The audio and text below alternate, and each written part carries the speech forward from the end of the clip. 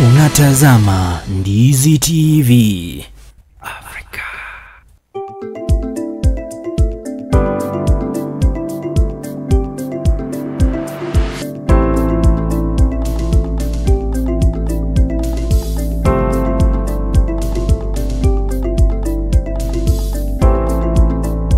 Na mpenzi mtazamaji, karibu tena kwenye kipindi chetu cha Pambazuko, tukiingia awamu ya 3 ambayo ni awamu ya mjadala. Na siku ya leo siko peke yangu, nina mwanamke ambaye ni mjasiri, ambaye ni msomi, na kwa sasa tunajua ni kiongozi shupavu kutoka kaunti ya Bomet, ambaye aliweza kuwawakilisha wanawake kwenye kaunti hiyo na kuwa mwanamke wa kwanza kwenye kaunti hiyo kuwa mwakilishi wadi. Kwa hivyo hayo na mengi zaidi tutakuwa tunayaangazia hapa ndani ya Pambazuko, ikiwa ni siku ya 3 ya Aprili mwaka wa 2025. Tutakuwa tunaangazia masuala tofauti yakiwemo nafasi ya mwanamke katika siasa. Tumejua kwamba wanasiasa haswa wanawake wamekuwa wakidhulumiwa kwa njia tofauti. Je, tumefika kule ambako tunafaa kufika kama nchi ya Kenya, haswa kwenye siasa na nafasi ya wanawake katika siasa? Karibu jiunge nasi.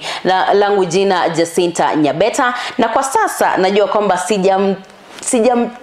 sijamleta vizuri ama sijamuintroduce vema. Atakuwa anatuelezea kwamba yeye ni nani na ameingiaje kidogo kwenye siasa, lakini nataka kwanza utuelezee titles kidogo, utueleze wewe ni nani ili watu waweze kukujua. Asante sana Jacinta. Na nimefurahia sana kunikaribisha katika kituo hiki cha Ndizi TV. Asante. Hii ni mara yangu ya kwanza kuja hapa, na kwa hivyo nafurahia sana. Kwa hivyo la kwanza ningependa kuwasalamia watazamaji wote kuliko hapa Kisii, Kenya, na hasa kule Bomet. Jina langu ni Cecilia Ngetich. Na nilikuwa mbunge mwakilishi wa kina mama 2013-2017, wale wa kwanza after constitution. Na mara mingi nimesikia kweli Jacinta vile umesema, woman representative sio mwakilishi wa yani kina mama peke yake. Lakini ni kiongozi mama ambaye anaongoza na anawakilisha kila mtu. Kwa hivyo mimi ni mwalimu.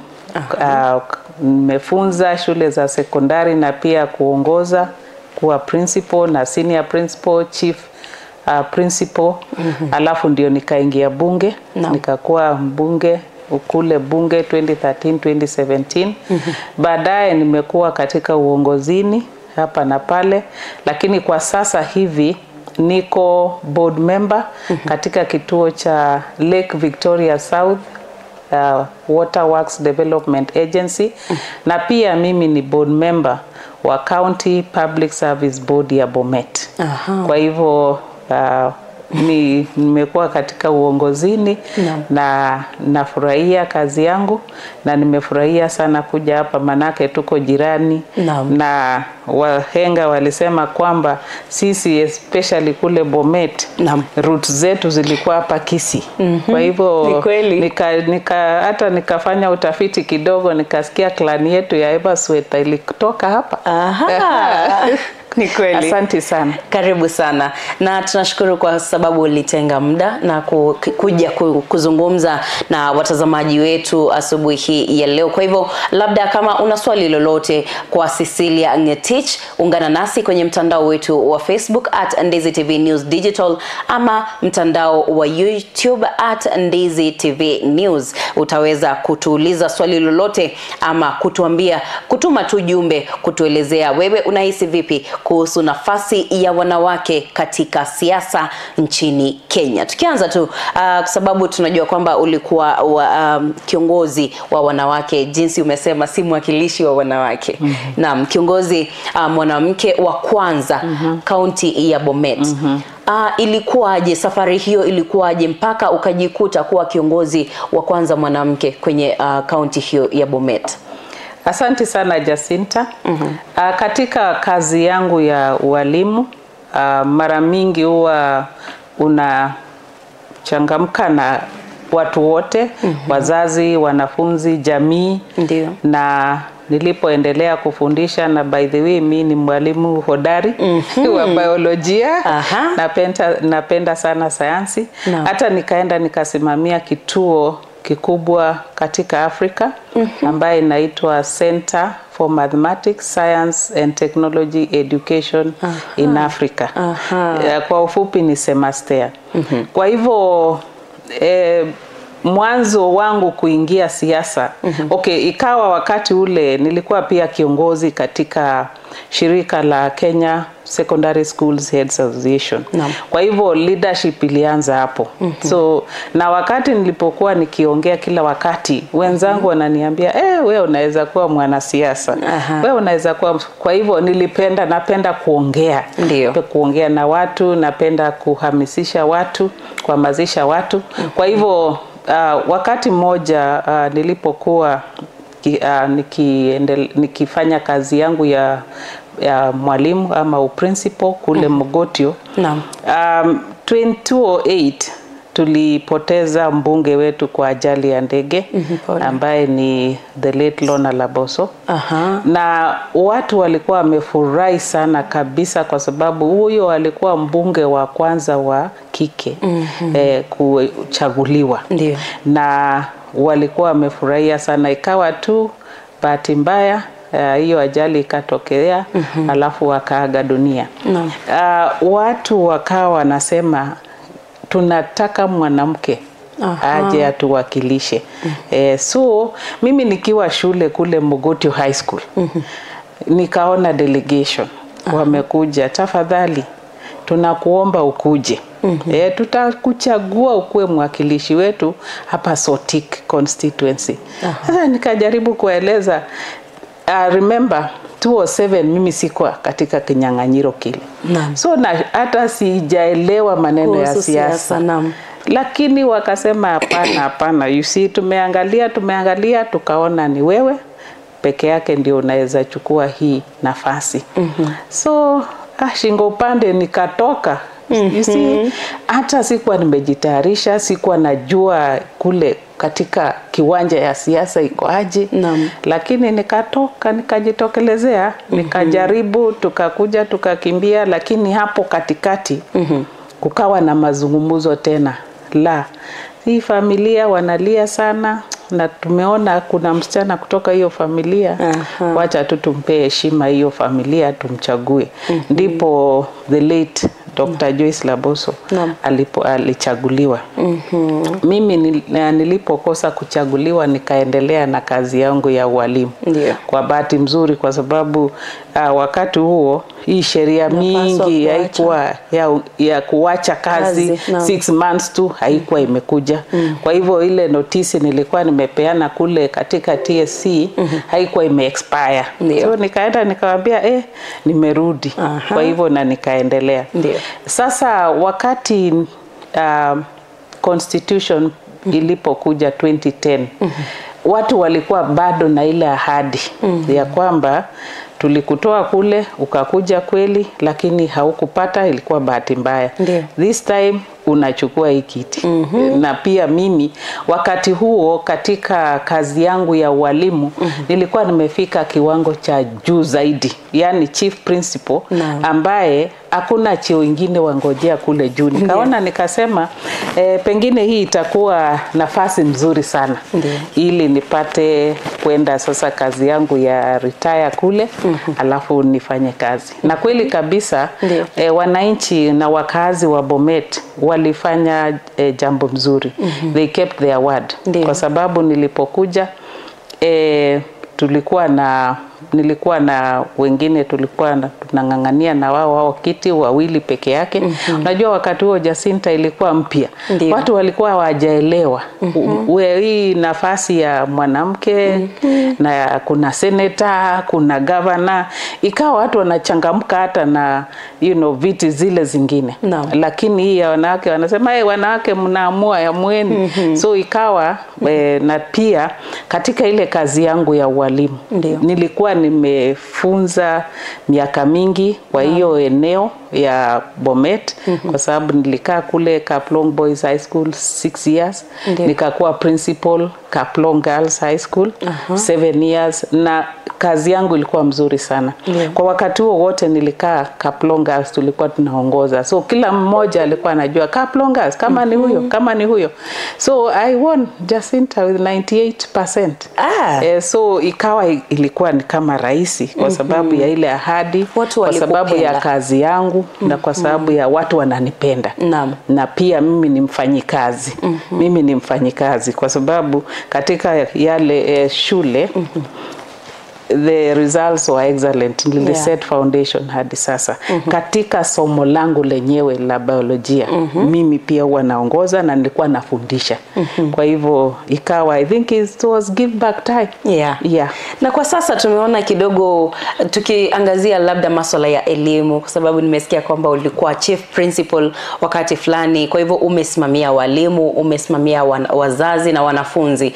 Na kwa sasa serikali imeanza kuchanganya kidogo siasa na elimu, ukiangalia mfumo huu wa CBC. Na kwa sasa serikali kuna ile ambayo walikuwa wameanza kusema kwamba wanataka kutoa hesabu ama hisabati kwenye curriculum.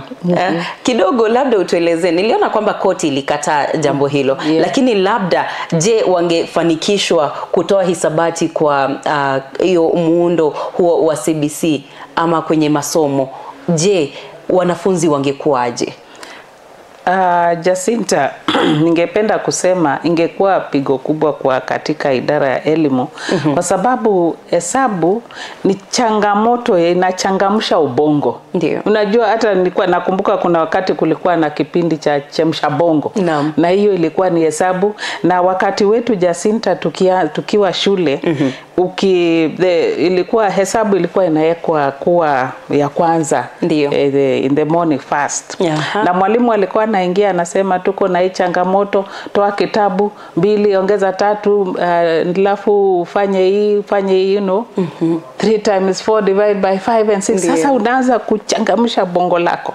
Kwa hivyo hesabu ni kitu ambacho ni ya muhimu kabisa.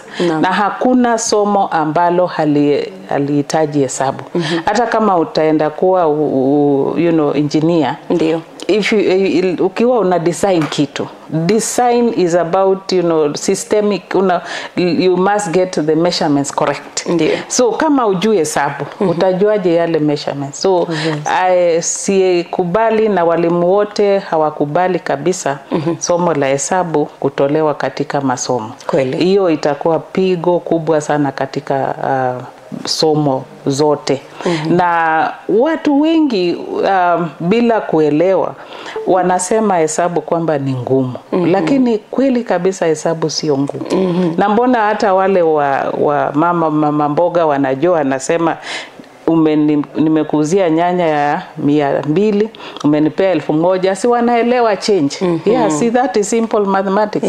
So ni vile tu wanafunzi wakikuja wanasema hesabu ni ngumu, but it's a matter of practice. Na tena ukiweka kwa akili kwamba hesabu ni ngumu, basi utajipata kweli hata huipendi na hata uijaribu. Lakini hesabu inataka zoezi, practice. Na sasa tukirudi kwenye masuala ya kisiasa, wakati ulikuwa unasimamia kaunti ya Bomet, ni yapi yale ambayo uliyafanya, ni tuseme maendeleo yapi ambayo uliyafanya ambayo hadi sasa unaendelea kujivunia kama Cecilia? Asante sana Jacinta.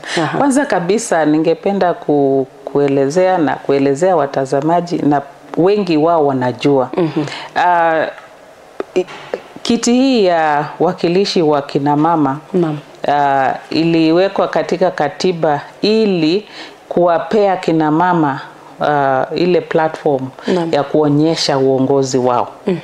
Na kweli kabisa wakasema kwamba hii itatengwa kiti moja katika every county ili tupate wanawake 47. Lakini sasa kitu ambacho pengine walisahau kidogo ni kuwapea ile empowerment. Tuseme sasa Jacinta huwa tu in simple terms naambia watu, ikiwa umeajiri mtu wa kupalilie shamba, lazima umpe jembe. Ni kweli. Sasa utajuaje kama huyu ako na ule ujuzi wa kupalilia bila jembe? Kwa hivyo haezi palilia. Na manake nasema hivi kwa sababu wakilishi wa kwanza wa kina mama walikuwa na changamoto nyingi sana. Umepewa jukumu kweli, uko bunge, umechaguliwa uko bunge. Na ingawa tunajua kwamba kazi ya mwanamke mwakilishi katika bunge ni sawa na ile kazi ya mwenzake mwanaume na ni kazi ya wabunge wote. Ya kwamba kwanza kabisa unawakilisha watu wote. Vile nimesema tuwakilishi tuseme tu kina mama, lakini watu wote. Kwa hivyo ya pili ni kuona kwamba unaweza tunga sheria, legislation. Na ya tatu ni ile unaangalia utumizi wa pesa katika national government. So basically kila mjumbe ako na hiyo jukumu. Kwa hivyo yule mwanamke mwakilishi pia ako na ile. So lakini sasa tuseme kwa sababu tulikuwa tunaona kwamba maneno ya wanawake haishughulikiwi sana, wale wanawake wakiungana pamoja wanaweza push agenda ambayo itasaidia kina mama. Kwa hivyo shida vile nilisema Jacinta, hatukuwa na kiti tuseme mbunge mwenzangu ambaye anawakilisha constituency ako na ile CDF. Sasa ni NG-CDF. Amepewa, kaambiwa hii unaweza jenga madarasa, barabara na bursaries. Sisi wale wa kwanza hakuna hata shilingi moja. Haya, isitoshe wewe kuko pale unawakilisha county. Kama hapa Kisii mko na 6 constituencies. Bomet tuko na 5. Na mnakaa tu pamoja na yule anawakilisha moja. Mshahara ni sawa. Lakini wananchi hawaelewi. Wanasema tunaona kazi ya mbunge, amejenga barabara, amelete basari. Tunaona governor amejenga nini? Huyu mwanamke anafanya nini? So tunajaribu kuambia wewe hatuna pesa. Sema ai. So hata mshahara yako hata uitumia aje? Hizi 5 constituencies. Mary Otara alikuwako, pia Wanyamira, Alice Chaya alikuwa na wengine. So tukawa na merry go round, tunajichangia pesa, tunaenda tunafanya mradi. Kwa hivyo tukafanya miradi mingi, kujenga darasa, kujenga makanisa na kuhamasisha maneno ya elimu ya wasichana. Kwa hivyo tuliangazia hiyo, na pia tuliangazia changamoto ya watu ambaye wako na ulemavu. Tukafanya hayo. Na kumbuka kwangu niliweza hata kupeana maneno ya tank za maji na incubators na mengi. So lakini hatukukoma hapo, tukasema tukiendelea hivi hata wale watakuja baadaye watakuja hawatapata hiyo nafasi ya kufanya kazi. Tukaamua sisi sasa wale wanawake wa kwanza kutengeneza sheria ambayo itatupea fedha. Kwa hivyo sisi tuliweka sheria, ndio the first National Government Affirmative Action Funds zikatolewa. Wakati ule hii pesa ilikuwa hiyo sheria ilikuwa inapitishwa, ilikuwa wakati wetu nafasi yetu ilikuwa inaisha. Kwa hivyo tuliweza kutumia the National Government Affirmative Action for only 1 year. 1 year 2015-16. Because 17 hatukuweza kutumia. Kwa hivyo katika yale tulipata kidogo, tuliweza kupea vikundi vya kina mama ambaye walikuwa wanafanya miradi mbalimbali, either ya kukuza kuku ama dairy na kadhalika, kulingana na yale walitaka kufanya. Na pia kwa upande wangu sasa basari, kwa sababu pesa ilikuwa kidogo Jacinta. Pesa ilikuwa kwamba katika constituents unapewa kulingana na, kwa sababu counties they are not the same. So tukaweka basic unit as a constituency. Kwa hivyo constituency ilikuwa inapewa 7 million. 7 million, so if you have 5 kama mimi 35 million. Kama uko na 6 hivyo. Kwa hivyo ukiona pia pesa hii haikuwa, uwezi linganisha na CDF. CDF wakati huo on average kama yangu Sotik, nikiwa na 7 million per year, mbunge mwakilishi wa Sotik peke yake atakuwa na milioni 120. Sasa pia ikawa, you see, watu hawapendi kuelewa zaidi. So wanasema sasa mwanamke mwakilishi amepata fedha na hatuoni kazi, kwa sababu ilikuwa inaenda groups, watu wanafanya, because it's not for capital development. There is no way 7 million utajenga nini? Hakuna. So it was for, you know, social activities. Kwa hivyo sio vitu itaonekana. Najua CDF wakijenga wanaandika this is a bill funded by CDF. Sasa sisi tuwashindwa, tutasema tutaandika wapi? Hatuwezi andika kwa chama. Kwa hivyo ikawa anyway changamoto pia iko, lakini nafurahia, najivunia kwa kazi nilifanya. Hadi sasa wale walipokea tank ya maji, wale walipata fedha ya groups, walijiinua kimaisha na kadhalika. Na saa katika ile fedha tulitenga ya basari, nikaona nikasema, na kweli kabisa pengine wale ambao wanahusika na kugawa basari waweze kuchunguza tena vile wataweza peana hiyo basari. Kwa sababu tuliona basari, tuseme ni mtoto yatima, hana wazazi kabisa, hakuna vile 10,000 ama 5 itamsaidia, because ukilipa 10,000 first term, atalipa nini second term, third term? So lazima kuwe na mpango ya kwamba aweze kukaa shule, aweze kuhifadhiwa, kuwa sponsored. So nikaona kwangu ile kidogo ya basari. Na pia kuna changamoto ya watoto, transition. Katika that time ilikuwa class 8. Wengi wana drop out. A very small percentage inaenda secondary. And also from secondary a very small percentage inaenda university. Tukasema acha tuone wale watoto hawangeweza kuendelesha masomo yao kwa sababu ya kosa karo. So tuliwachagua watoto ambaye walitaka kujifundisha skills.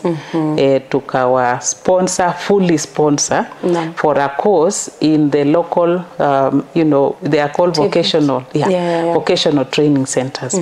Of course they were called village polytechnic before, but they are now vocational training. So nilisponsor wengi ambaye ilikuwa full sponsorship, 1 year course ambaye anaenda kujifundisha tiling or carpentry, dressmaking or hairdressing.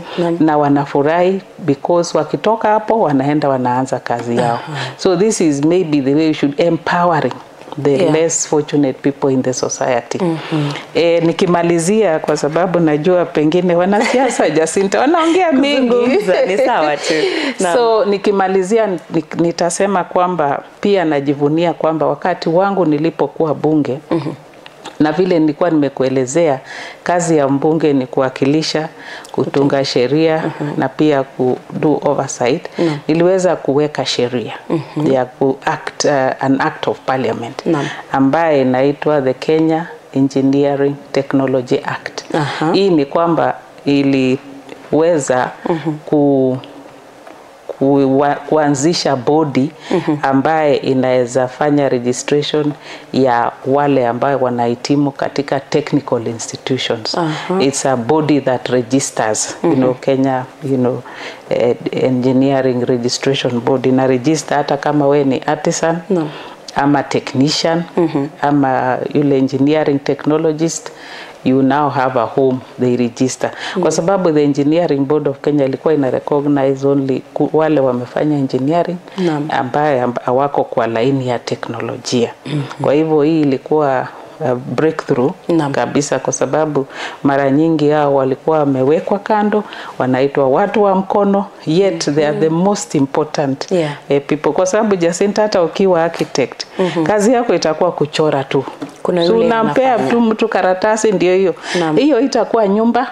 Ile itakuwa nyumba ni huyu mason kuja, the electrician akuje, plumber akuje, ndio iwe nyumba. So these people are really very important and they needed recognition.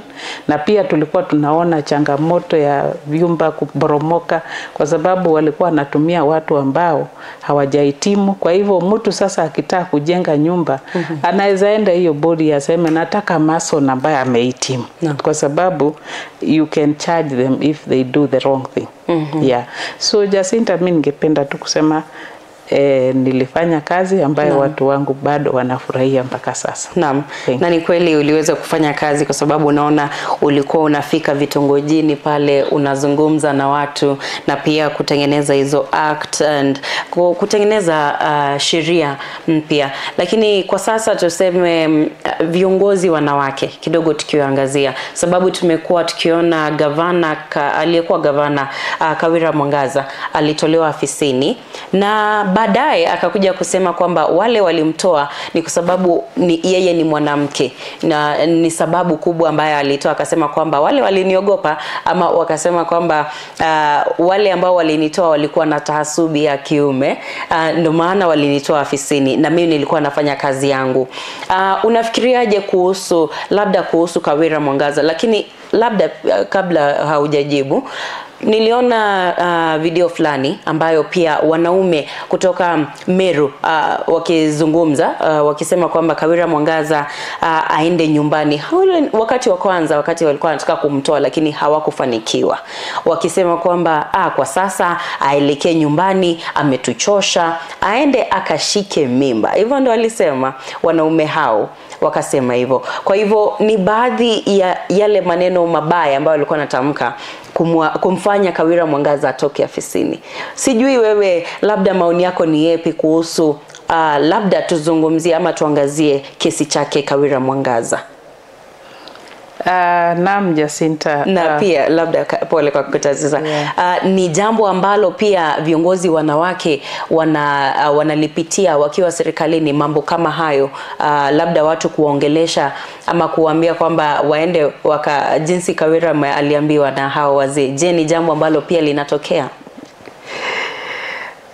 Jacinta, hii ni changamoto kubwa, especially kwa kina mama.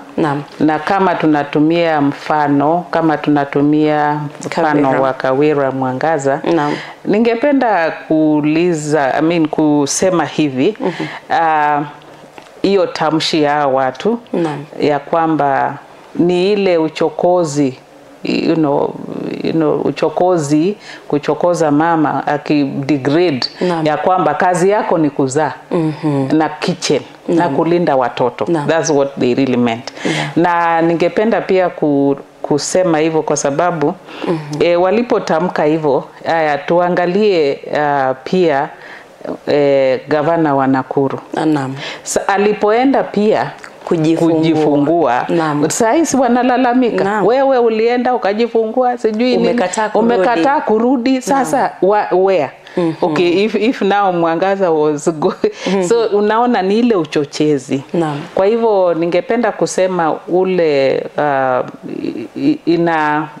it all boils to the fact that wanaume ama society yetu ni patriarchal, yani na wanaume wanajisifu, wanaona yes. Kwa hivyo hiyo ndio inatusumbua katika Kenya. Kwa sababu hata ukiangalia hapo nyuma tulipoanza the first governors, hatukuwa hata na mwakilishi hata moja. Ya pili 2017 tukawa na 3 peke yake. This time tulikuwa tunajivunia tuko na 7 na tulikuwa tunaona inaongezeka. Lakini wanaume huwa wanapenda kusema kazi ya mwanamke ni nyumbani. Ni kuzaa na kulinda watoto na kulinda mzee. Yes, so hiyo ndio fikira bado wako naye mpaka sasa. Ya pili pia katika culture walikuwa wanaambia watu mwanamke sio kiongozi, mwanamke sio hana uongozi. Lakini tunajua kwamba Mungu aliumba kila mtu na kipawa chake. Wanawake pia wanaweza kuwa viongozi. Ni vile nafasi ndio hawakupewa. Kwa sababu katika kimila kama kule kwetu Jacinta, ulikuwa unapata kama kuna kikao, wanawake wanaambiwa kaa pale mbali na mkae chini na mnyamaze, msiongee. So na kama itabidi atoe jambo, ataambiwa haya sema na hata usisimame. Unaona, so there was that suppression. So hii hatujajitoa kwa hiyo katika hiyo culture yetu. Kwa hivyo wanaume pia, I mean that society where we feel women are lesser than men, hiyo ndio inasumbua watu. Kwa hivyo changamoto ni kwamba watu wanatakiwa kuhamasishwa kwamba kiongozi ni kiongozi. Tusiangalie jinsia kama ni mama ama ni baba. Tungependa sisi zote tujumuike pamoja kama uko na kipawa ya uongozi, kwa sababu sio wanaume wote wako na hiyo kipawa ya uongozi na sio wanawake wote. Lakini kuna wale wako na uongozi na wapewe nafasi. So katika hiyo kesi ya Kawera, hiyo sehemu mnasikianga Jacinta Wameru ni kama Wakisi. They are your cousins. Bado wao wameshikilia kwa ngumu mila. Yes, kwa sababu hata hapa Kisii nafikiria wajawahi kuelect mbunge wa constituency, wakilishi wa kina mama. So bado wameshikilia kimila. So huyu alipopita akapata nafasi, ndio wakasema look here, huyu ni nani? Alafu akachagua naibu wake kuwa mwanaume. So huyu ni nani? Aliendaje? Because vile tunasikia ni kama Kawera hata kutengeneza posta hata moja ama nini. So haungekosa ile uchochezi kwa sababu ni kama hawajaamini kwamba wanaweza ongozwa na mbunge mama na gavana mama. Lakini hayo ni mengi ambayo yanaendelea kwenye siasa nchini Kenya. Kwa sasa tutakuwa tunachukua mapumziko mafupi, lakini tukirejea tutakuwa tunaendelea kuzungumza kuhusu vikwazo ambazo kina dada ama wanawake wanapitia kwenye siasa haswa nchini Kenya. Lakini kwa sasa tutakuwa tunachukua mapumziko mafupi. Endelea kuzungumza nasi kwenye mtandao wetu wa Facebook @NdiziTV News Digital na kwenye YouTube @NdiziTV News. Nami naitwa Jacinta Nyabeta. Tutakuwa tunarejea kwa muda usiokuwa mrefu.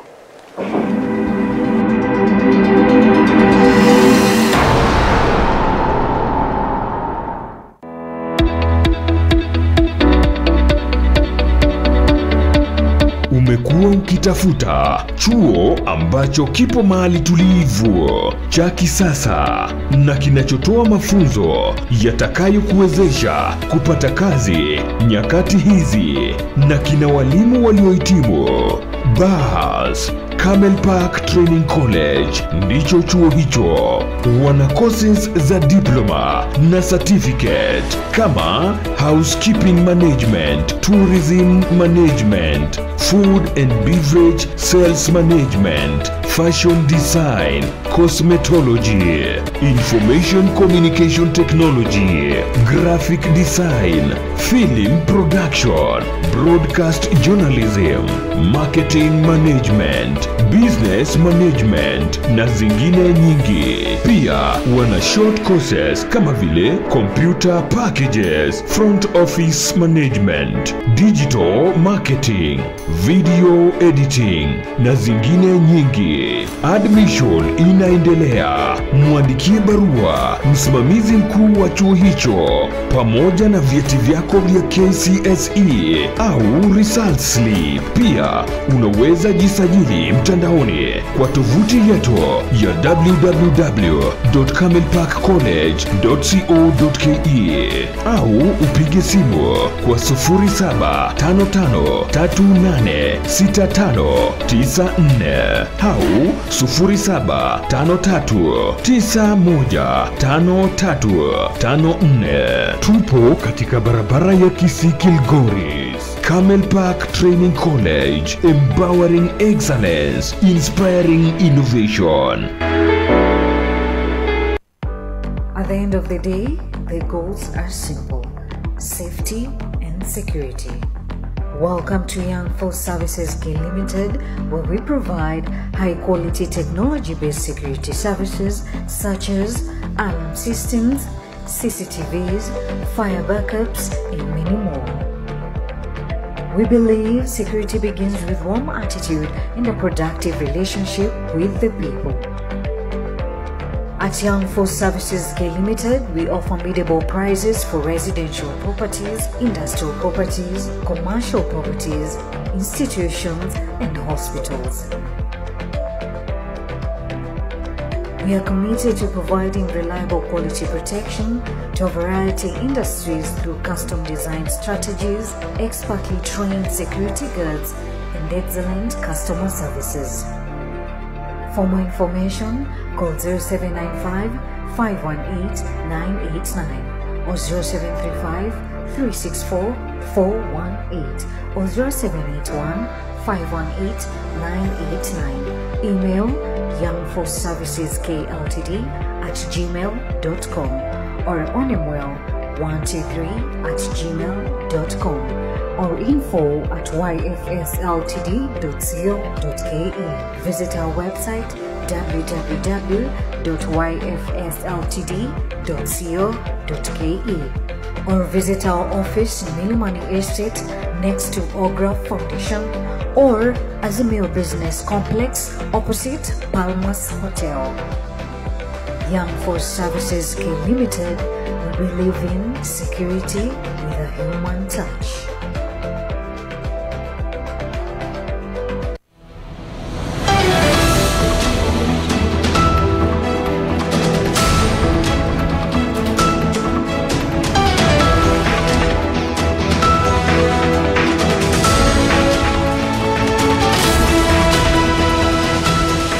Unatazama Ndizi TV Africa.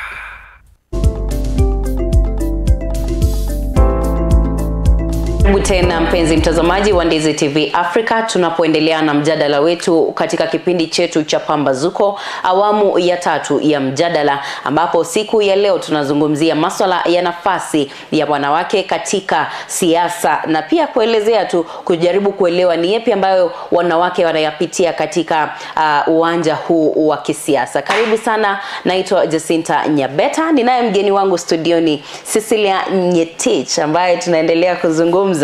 Na kabla tuende mapumziko mafupi, tulikuwa tumeangazia ama tulikuwa tumesema kwamba tukirejea tulikuwa tuzungumze kuhusu vikwazo ambazo wanawake wanakutana nayo haswa wakati wa kutafuta kura, wakati kabla waingie ofisini. Sasa wakitafuta kura, ni vikwazo vipi ambavyo wanavipitia kama wanawake?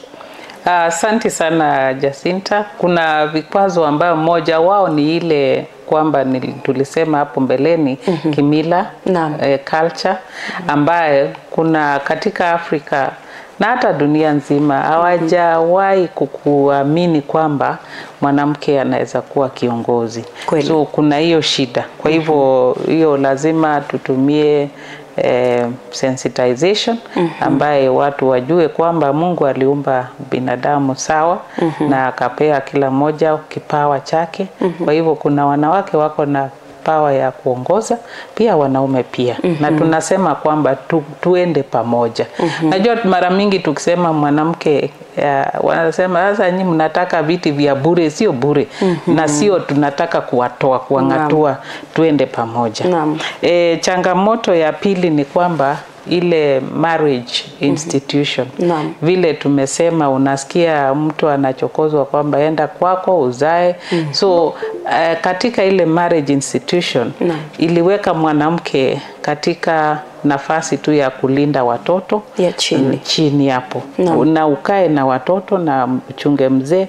Kwa hivyo mtu akiona unatoka ukienda hata katika ile familia kama ni familia ambaye kuna baba na mama, yule mbaba hawezi kubalia bibi yake kwenda siasa. Kweli. Kwa hivyo very few, in fact Jacinta nilikuwa naangalia percentage aspirants percentage aspirants ya 2022 ukisema all aspirants men and women ilikuwa tu 11%. So you see, even if you elected all of them bado tuja. So ni hiyo marriage institution. Na Jacinta, ukifanya utafiti utaona kwamba wale wanawake wanapata nafasi uongozini katika marriage ni wasiwasi. Either they break ama ni wale ambao pengine walikuwa tu wamechoose single life. That you are more likely, kwa sababu watu waamini kwamba you can play the two roles. Ya kwamba unakuwa kiongozi especially kisiasa na ukue mama nyumbani. So inaletanga changamoto. Na ya tatu, tumeona kwamba katika kinyang'anyiro ya siasa inakuanga na violence. Wounds. Ni kweli. So nakumbuka kiongozi mmoja ambaye saa hii ni CS, sitaki kutaja jina lake. Na hata juzi tuliona mwakilishi wa kina mama wa Nyeri kwamba she was attacked na nywele yake ikafurutwa. So even that time yule nasema ambaye ako CS hata alikuwa attacked na nywele yake ikafurutwa, you know, the wigs, the pieces. Braids. So violence. So wengi hawana. So ukiona hivyo wengi hawapendi vita. Wanawake wanasema vita mimi siwezani. Kwa hivyo acha tu wachukue. Na ya mwisho ni kwamba fedha.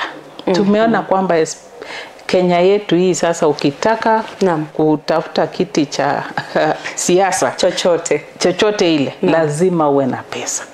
Pesa ambaye itabidi uzunguke, itabidi uprint you know, posters t-shirts na handouts. Hiyo hatuwezi kuepuka. Kwa hivyo hiyo wanawake wengi economically wako chini. Na kama hata ako katika ndoa hana ile iko yake. Hata akiambia mzee tafadhali ningependa kuuza hii plot niende siasa, anakuambia no. Sasa utatoa wapi pesa? Kwa hivyo hapo kidogo wanawake wanapata changamoto kwa sababu hawezi ku raise hiyo pesa kabisa. Alafu wengi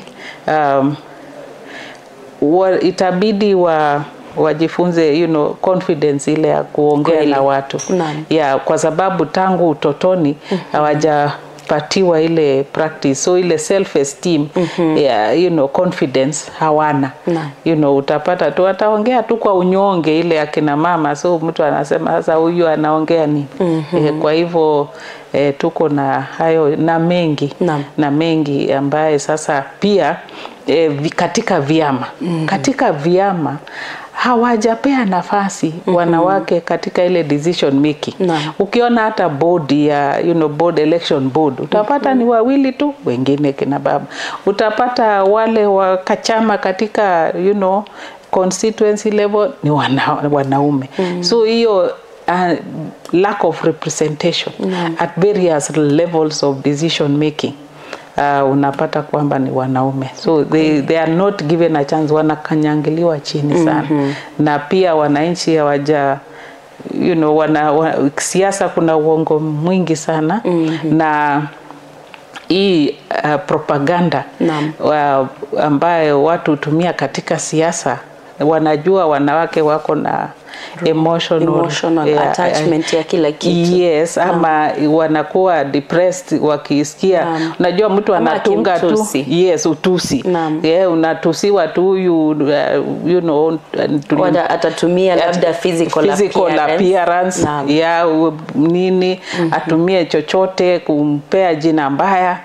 Hapo inafanyanga mwanamke ana lose, you know, hiyo esteem hata anawachana. Kwa hivyo tungependa tu kusema kwamba itabidi wananchi wahamasishwe, wakuwe sensitized, tuwape nafasi, kwa sababu kitu wananchi wanataka ni uongozi. Kweli. Kwa sababu baadaye yule mbaba yeye aende afanye sherehe zake kule na amewaacha bila uongozi. So wananchi waone kiongozi. Ikiwa ni baba, mpe nafasi, mama mpe nafasi. Naam. Na viongozi wanawake wakati wanapatiwa ama ni kuweke ndani pia, kwa sababu mkipatiwa nafasi kama viongozi wanawake, je, wanafanya kazi vizuri ipasavyo ama kidogo wanaendelea, unajua wasipofanya kazi vema inamaanisha kwamba wanaendelea kuprove the other side kwamba viongozi wanawake hawezi kuwa viongozi. Labda kwa maoni yako unafikiria kwamba viongozi ambao wanapatiwa nafasi ya kuongoza hasa wanawake, je, wanafanya kazi vizuri au la? Kwa maoni yangu ni kwamba hatuwezi kosa pengine mmoja ama mbili, lakini 90% ya wale wanawake wanapata nafasi wanafanya kazi mzuri. Wanafanya kazi mzuri. Kwa hivyo unaona wanawake hawakuangi very bold, like tuseme katika hii ufisadi, maneno ya ufisadi, uongo. Atakuja kama ni kupromise kitu aone kwamba ametekeleza.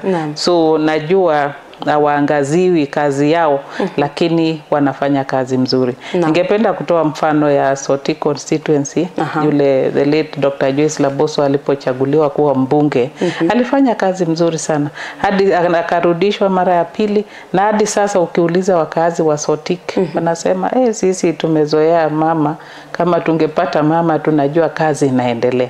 Kwa hivyo wengi wao, sisemi wote, but wengi wao wanafanya kazi mzuri. Kwa hivyo labda sasa kwa fikra zako, kuna zile jamii ambazo kwa sasa zimekubali wanawake kuwa viongozi, na kuna zile jamii ambazo bado kidogo wanasema kwa sababu labda ya mila na desturi hawataki kuweka wanawake. Na nilikuwa nimeona hapo awali kwamba unasimamia ama umekuwa ukisimamia masuala tofauti, uki-empower women kuhusu cultures na kuelezea yale ambayo yanapaswa kufanya. Labda utuelezee kidogo jinsi culture na haswa kwa marriage kidogo, jinsi wanawake ambao wapo kwenye siasa wanaweza kufanya nini ili waweze kubalance haya mambo mawili ambayo ni siasa na familia, kwa sababu bado jambo ambalo labda watu hawajazungumzia ni kwamba sisi wanawake kwa muda mmoja lazima sisi tutajifungua na lazima tutalea huyo mtoto, na ni jukumu letu kulea hata kama baba yuko bado. Kwa hivyo bado tutakuwa tunachunga watoto na bado tutakuwa siasani. Kwa hivyo mtu atasaidikaje, ama huyu ambaye anataka kuwa mwanasiasa mwanamke lesi ukiwa mwalimu unafundisha, ukiwa umebeba ujauzito wako hadi wakati ule unakaribia, unaenda leave, unajifungua, unarudi. It's a normal process. Sijawahi sikia walimu wakipiga kelele kwamba huyu mama sasa ameenda na wala wanaume ambao wako katika ile ndoa walalamike. Kwa hivyo wakati huu hata ukiwa mwanasiasa na ukiwa with a young family, ujitokeze, haina shida. Hii ni natural, hii ni baraka. Yes, ni baraka, ujitokeze, ufanye kazi, wakati wako ukifika unachukua likizo unaenda. Isichukuliwe ni kama ni dhambi ama kama sio kitu cha kawaida. Nilikuwa nimesema wakati huu ni rahisi ni kwamba siku hizi katika I think across corporations, yule mama ambaye bado analea mtoto mchanga anapewa nafasi kuacha kazi mapema.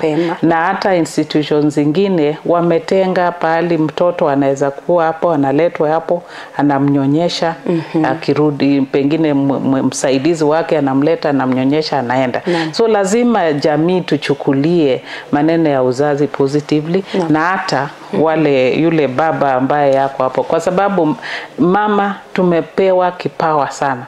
We can multitask kweli. Yes. So tunaweza fanya kazi ya siasa, kwa sababu naenda bunge, unaenda unakutana na vikundi, na pia nyumbani unafanya kazi. So vile tunaweza lete tu hiyo kuelewana ni kwamba kina baba ambao wako ndoa na mama kiongozi wahamasishwe. Siku hizi Jacinta nasikia kuna men's conference. So hiyo men's conference waweke hiyo as agenda number 1, how to deal with the situation of our our political wife, na vile pia hata baba si hata yeye ni mbaba. Ni kweli. And doesn't mean you must be an absentee. Baka watoto you are a stranger, so you also hata kina baba wako na jukumu ya familia. So it's two way, ni ile kuelewana na kuunderstand na kumpea nafasi. In fact, men should be very proud of their women when they are leading. In fact, nimeona natoa mfano ya the late governor. Bwana yake alimpea nafasi kubwa sana. Yani ungepata na interfere. And that's why alirise akarise. So hiyo support. I remember wakati wa mazishi yake wengi walimsifia hata wakimuita husband from heaven. Kwa hivyo naomba tu husbands, can you emulate, give support because of the support. Yes, so it is possible. Kwa hivyo tupeane ile support, alafu ndio mama apate kufanya kazi. Na naona kwamba muda wetu umezidi, umesonga sana, na labda sasa uzungumze kwa yule ambaye mwanadada ambaye anataka kuingia kwenye siasa, ni mama, ni labda msichana mdogo, ama wote tu na viongozi wote kwa jumla, pia wanaume ambao wako serikalini ambao wanafanya kazi na kina mama. Unaweza kuambia nini kwa dakika moja labda kabla tumalize? Asante sana Jacinta. Ningependa kusema kwamba yule mwanadada, youth ama mama angependa kujitokeza kuwa kiongozi katika siasa, karibu sana. Kwa sababu hatuwezi chaguliwa hata tukafika ile 30% msipojitokelezea.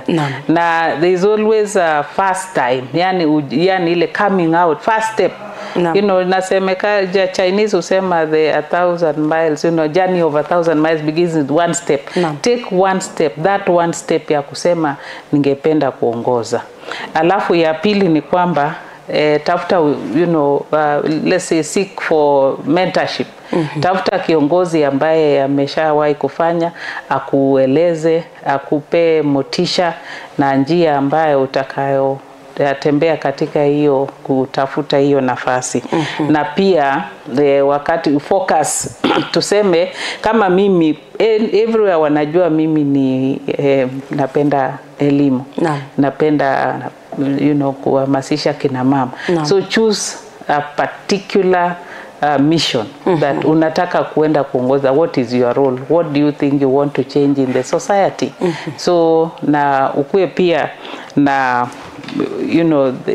that content ya kwamba ukienda kuongea na watu unaongea ukiwa na tuseme intentions, content, mission, alafu pia you can convince people. So ningependa tu kusema tusiogope, tujitokelezee na tusaidiane. Jacinta, maybe hiyo ya mwisho ni kwamba mara nyingi tunapata changamoto, especially tukiwa bunge tulikuwa tunaambiwa nyinyi kina mama mnataka tu nafasi ya bure ya nomination. Yet wapiga kura wengi ni kina mama. Yule mbunge mbaba anasemanga huwa wanasema kwamba mimi nikishapata kina mama I'm done, nimepita. Because wakina baba wapige kura, the youth wapige kura, ni kina mama ambaye wakiambiwa piga kura hii anaenda anapiga. Kwa hivyo let us support each other. Tukiamua sisi kina mama kwamba tu support mama mwenzetu, hiyo itakuwa jambo mzuri sana. Inakuanga ni kitu pigo kubwa sana nikiwa mama nipinge mama mwenzangu. Ndio nawaambia tafadhali, ikiwa it's not a must that na agree na agenda yako, lakini heri ni nyamaze. Heri ni nyamaze, wacha wengine wapinge kwa sababu yeye ni mama. Na pia mara mingi tazama uone, suppose this was your sister, this was your daughter, ungefanya hivyo kweli? Kwa hivyo tuwape nafasi, hata kama ni kumsaisha, mentor them. Yeah, so that they tune and succeed. Kwa hivyo nawatakia kina mama wajitokeze na pia wapate mentors na wapate kujifunza namna ya uongozi. They are very good leaders. Kweli. Asante sana. Asante sana kwa kuja na tunashukuru kwa sababu umeweza kuzungumzia baadhi ya mambo ambayo watu wengi labda hawaelewi na wanataka kuyajua. Kwa hivyo tunashukuru sana kwa kuja studio zetu na asante sana. Nimeshukuru pia na natarajia kwamba nitapata nafasi wakati mwingine tena, manake napenda sana kufundisha watu kina mama hasa maneno ya elimu na maendeleo. Asante sana. Sawa, karibu na tutakuwa tunatafuta muda mwingine labda tukulete tena studioni kuangazia masuala ya kuwafunza wanadada na wanawake. Lakini mpenzi mtazamaji, amekuwa ni Cecilia Ngetich ambaye ni mwanasiasa, mwanabiashara, msomi, mkulima, anayafanya yote. Tutamuita mwanamke bomba ambaye amekuwa kwenye siasa za nchi yetu ya Kenya. Na tunashukuru kwa wale wote ambao mmejiunga nasi asubuhi ya leo. Sijaweza kupitia jumbe zenu kwenye mitandao, lakini tunashukuru kwa wale wote ambao mmetuandikia jumbe zenu, na tunaendelea na vipindi vingine kwenye runinga yetu ya Ndezi TV Africa, na tutakuwa tunakupa taarifa ifikapo saa 7 kukueleza kwamba ni nini kinachoendelea nchini Kenya. Dakika 7 zimekatika baada ya saa 3 asubuhi. Nitakuwa namalizia kipindi chetu cha Pambazuko siku hii ya Alhamis. Tupatane siku ya kesho majaliwa, lakini saa 7 nitakupa mpasho wa saa 7 na baadaye, ili tuweze kuendelea na kukujuza mengi yanayoendelea nchini Kenya. Langu jina Jacinta Nyabeta, mwelekezi wangu amekuwa ni James Onkundi. Bye bye.